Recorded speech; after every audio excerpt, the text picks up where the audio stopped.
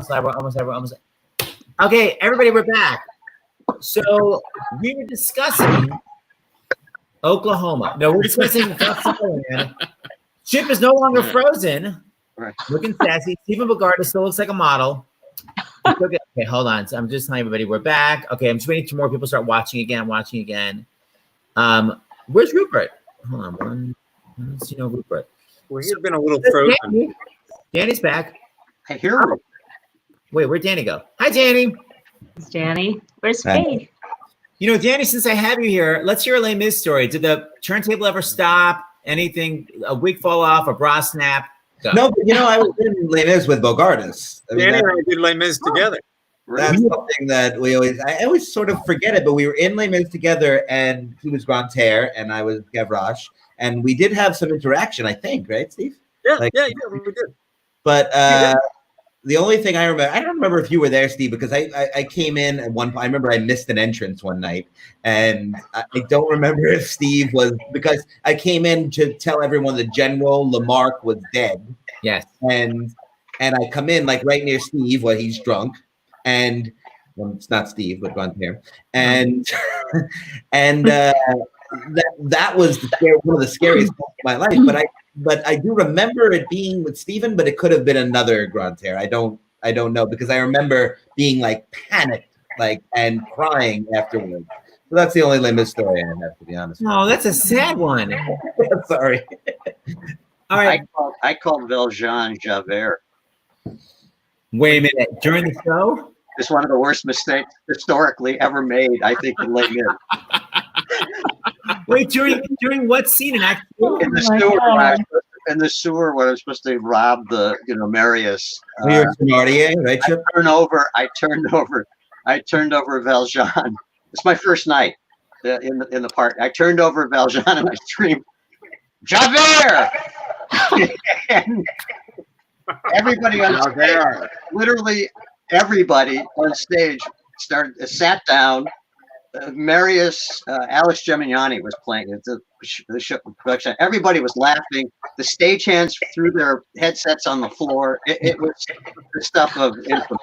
And I had no cover at all. My cover was simply, and then I just left. And I left. That was it. I'm sorry. Okay. And so forth. Okay, so wait. So I want to know, and I would think, Chip, you were probably the ringleader when they announced Falsettos was going to come back to Broadway with that company from Connecticut and be at Lincoln Center. Who had the shit fit, and how did it wind up being you original guys got to come back?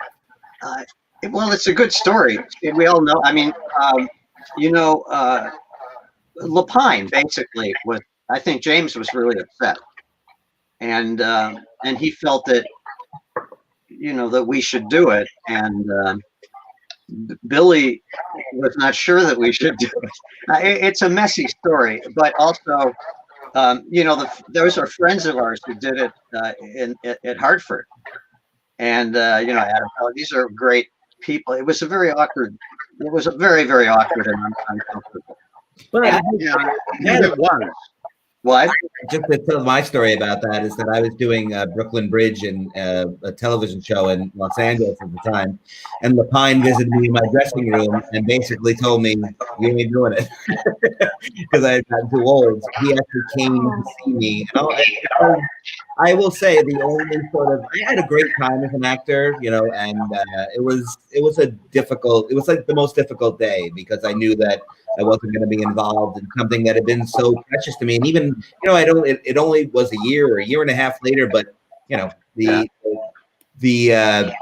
part called for, more puberty and less, deep voice, which I had at that time. So it was kind of a strange moment, though, because we, like Chip was saying, we knew some of these people that were in the Hartford production, know, and I remember running into Evan, who had played Marvin up there, and he was like crushed that he wasn't going to get to play Marvin on Broadway, and I felt terrible for him. I really did, for everybody. Yeah, it was. If people don't know, the first time that I don't know, it's echoing. The first time that Marks of Falsetto and Falsettoland was combined, Graziella Danielle put it together. and that production was going to come to New York, but it was a brand new cast. When the whole original cast was like, it had just happened, right? It was 2 years later, but still, right. It worked out. It worked out. However, Janet Metz, please tell your devastating story, which I am so traumatized by. I remember Janet's story. So I think like a year or wait, I have really bad feedback. Yeah. Do you have headphones in? No, I have nothing. Oh. I'm okay. So I think like a year had passed, and I knew that they had done, Graziello had put together the 2 shows, and Falsettos was happening.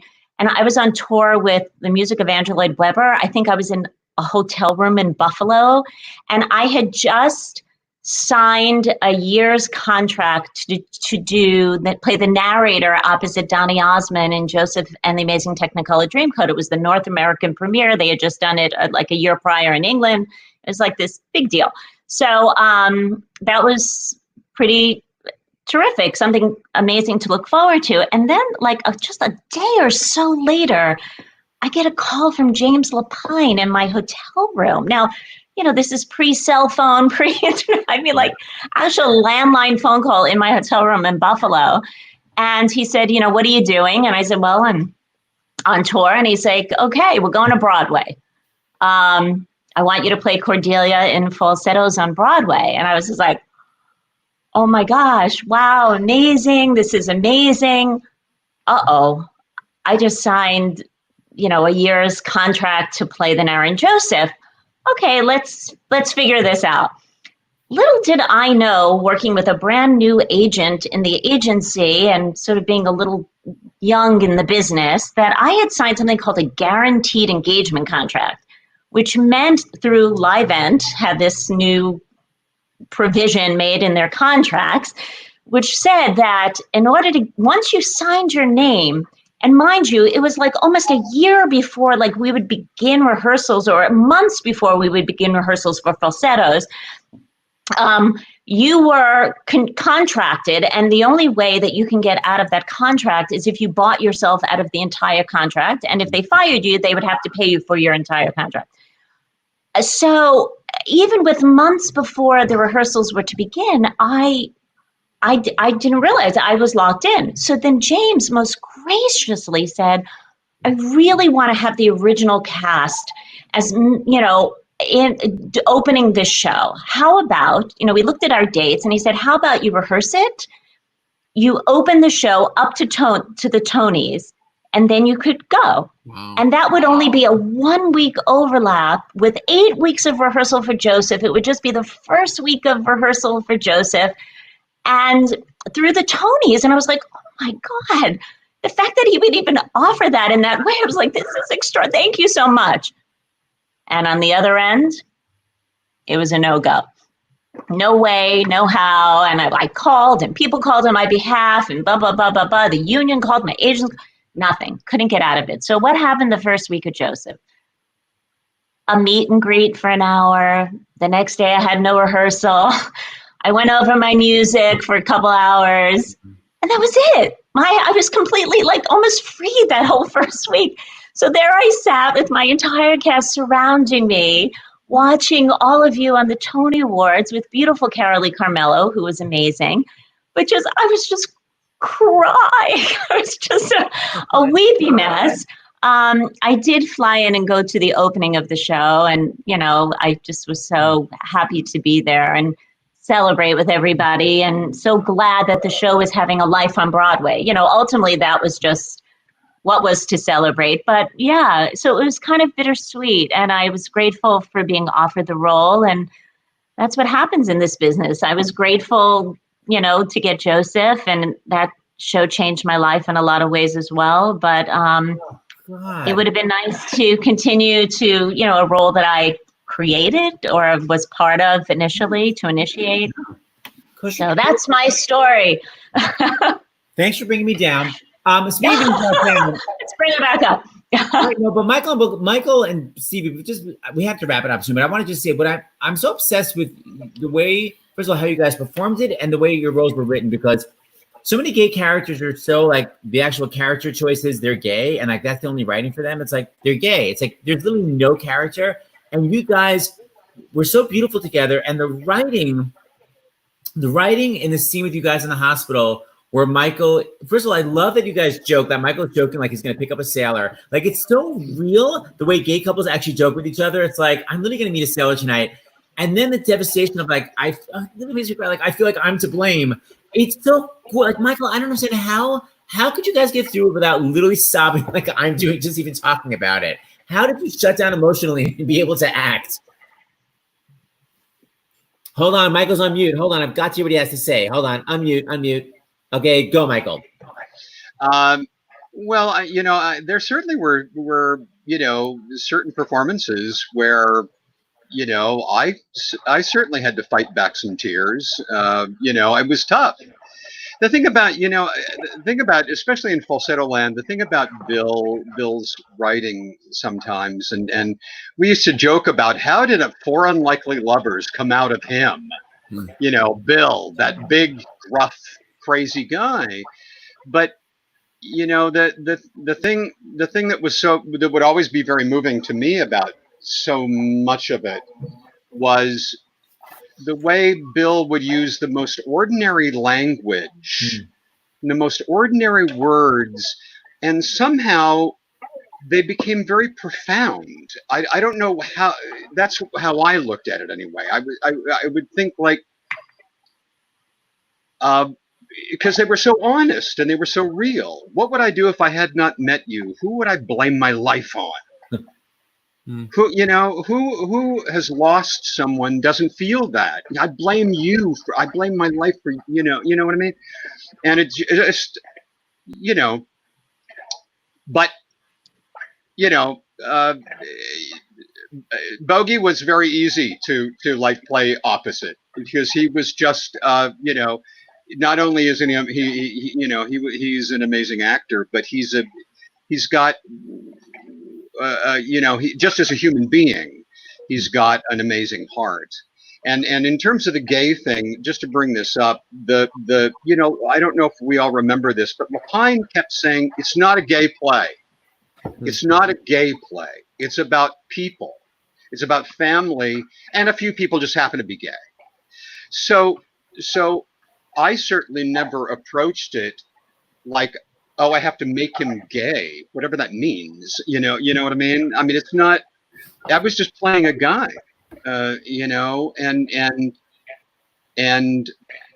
certainly, playing Stephen's lover in the show was quite easy because he was he has a great heart, and I mean that seriously, and I think we all agree with that, except Chip. Probably Chip doesn't agree. He'll argue it. Chip will argue about it. I think that also, like what and the show that I wasn't in, March of the Falsettos, really echoed that as well. I always thought that was as just and not being in it was in some ways easier for me to like listen and understand how those characters were created there. And Marvin's egotism in the, especially in the early stage, I'll never forget the line, I want to basically pretend that they're going to get along. Like, I don't care if they get along, let's just pretend that they're going to get along. Right. And that's, like, he's a flawed, like interesting, detailed, different, exciting character. And you're right. Like, you don't want to diminish the gay thing, the AIDS thing, because it's obviously so important to the moment. But at the same time, it was also like more realistically about family than most of the, shows we've ever seen. Yeah, it's so odd. Well, here's the moment I'm talking about that literally as I was trying to cut this clip, I was crazy sobbing. I just love it so much. Hey, did you hear what I said? Shut your mouth, go to sleep. Time I met a sailor. Are you sleeping yet? Or what was her, but I can't help but feeling I'm vain. Let's be scared together. Let's pretend that nothing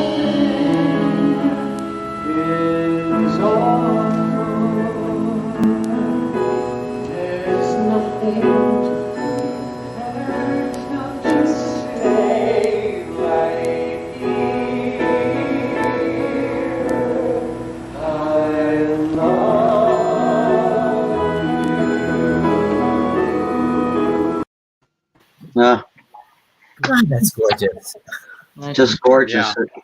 It's It's good stuff. You If know, any- it's just, it's- it's, I just want to It's make really sure that I get to say this before you it's leave. Thank good you, writing. everyone. You know? Thank you so much. no, you too, Danny. Okay, Yeah. I'm obsessed with everybody. So before we go, I sent Michael a track. We're gonna try to recreate Bogardus being naked in bed, sleeping. Wait a minute. Steve, how long did it take you to get somebody to take off your shirt? And do you remember there was a Maplethorpe? second There was a half. Maplethorpe painting. Oh. Do you remember that? The Maplethorpe painting above the bed. Yes. Yes. Hey, babe. Hey, We lost our hosts. I know. Now Hey we're on- guys. All right, Michael, hit it when you can. I'm gonna take everybody off screen. Okay, this is like, we are doing this so low tech, folks. It's been hot and very sweet, and I'm not usually indiscreet, but when he sparkles, the earth begins to sway. What more can I say? How can I express how confused am I by our happiness? I can't eat breakfast. I cannot tie my shoe. What more can I do? If I said I love him, you might think my words come cheap. Let's just say I'm glad he's mine, awake, asleep. It's been hot, it's been swell, more than not. It's been more than words can tell. I halt, I stammer, I sing a rondelay. What more can I say? I'll stay calm, untie my tongue, and try to stay both kind and young. I was taught never brag or shout, still it's hot, just like how you read about, and all so caring and never too uncouth. That's the simple truth. Can you tell I have been revised? It's so swell. Damn it, even I'm surprised. We laugh, we fumble, we take it day by day. What more can I say?